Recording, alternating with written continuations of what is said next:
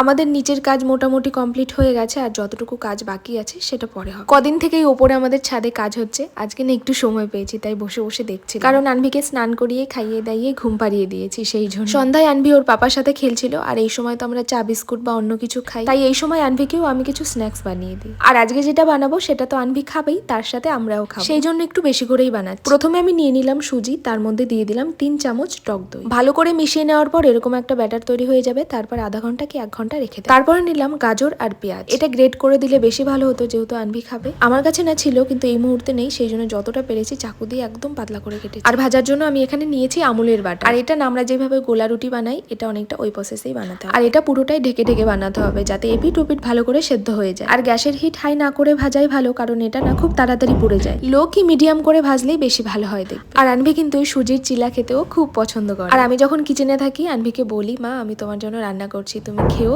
তখন ও না আমার কাছে একটু পরপর এরকম দেখতে চলে আসে। আর দেখবে বাচ্চারা যখন এটা ওটা দিলেও যখন না খায়, তখন না যেটা খায় সেটা না বানাতেও ভালো লাগে।